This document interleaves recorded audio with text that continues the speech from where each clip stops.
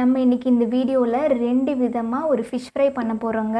இது முழுக்க முழுக்க வாழை இலை வச்சு பண்ண போகிறோங்க. ஃபஸ்ட்டு இதுக்கு தேவையான பொருட்கள் என்னென்னு பார்த்துடலாம் வாங்க. கொத்தமல்லி, புதினா, பூண்டு, இஞ்சி, வரமிளகாய், மிளகு, சீரகம், கிராம்பு, பட்டை, உப்பு, மஞ்சள் தூள், சோள மாவு, கடுகு எண்ணெய். இந்த ரெசிபிக்கு நான் சிகப்பு வவ்வா மீன் எடுத்துருக்கேங்க.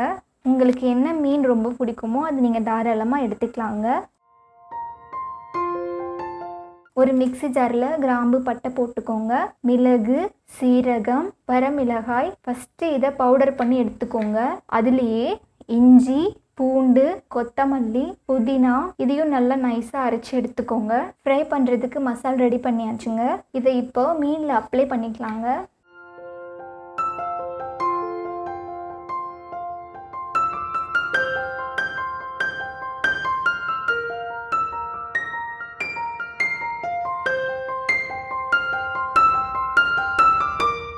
இதுலேயே மஞ்சள் தூள், நான் இங்கே உப்பு கொஞ்சம் அதிகமாகவே சேர்த்திருக்கேங்க, நல்லாயிருக்கும். அதுலேயே சோள மாவு போட்டுக்கோங்க. போட்டுட்டு இப்போ இது எல்லாத்தையும் நல்லா மிக்ஸ் பண்ணிக்கோங்க.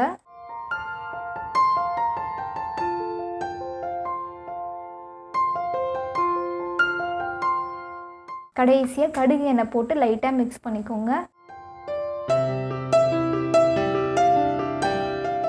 அவ்வளோதாங்க. இது ஒரு 30 நிமிஷம் நல்லா ஊறட்டுங்க. வாழை இலையை இந்த மாதிரி சின்னதாக கட் பண்ணி எடுத்துக்கோங்க. அதுலேயே மீனை வச்சுருங்க. வாழை இலையை இந்த மாதிரி நல்லா மடித்து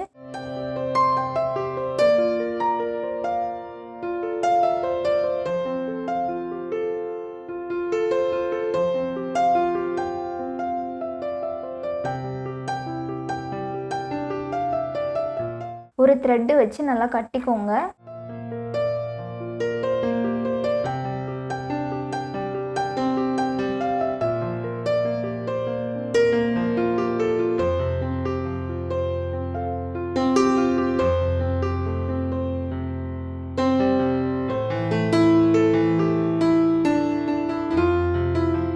பாருங்க, இந்த மாதிரி நான் இன்னொன்று செஞ்சு காமிக்கிறேங்க.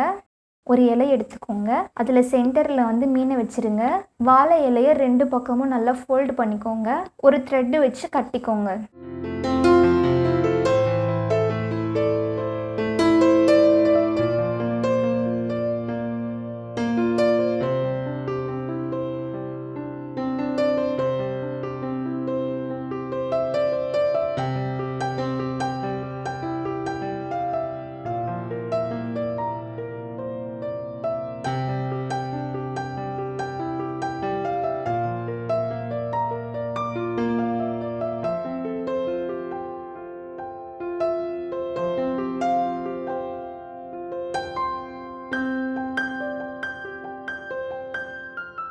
நம்ம 2 விதமாக இந்த மீனை குக் பண்ண போகிறோங்க. ஃபஸ்ட்டு 2 மீனை வேக வைக்க போகிறோங்க.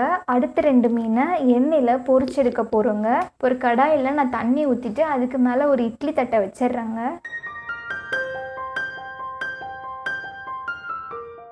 வச்சுட்டு மீனையும் வச்சுருங்க.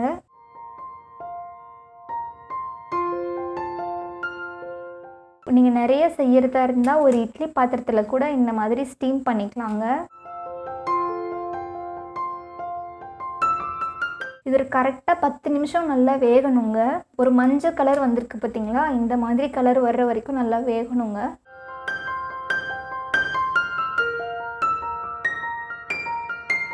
இது ஒரு மெத்தடுங்க. இன்னொரு மெத்தட் சொல்கிறேன். அதே கடாயில் கொஞ்சமாக எண்ணெய் ஊற்றிக்கோங்க.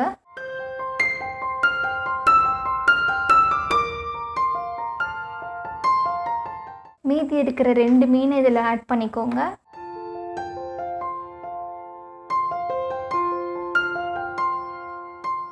ஒரு மூடி போட்டு மூடி வச்சுக்கோங்க. அதோட கலரே டோட்டலாக சேஞ்ச் ஆகுற அளவுக்கு நல்லா இதை வந்து வறுத்து எடுக்கணுங்க. பாருங்க, இப்போ இதோட கலர் நல்லா கம்ப்ளீட்டாக சேஞ்ச் ஆயிடுச்சு.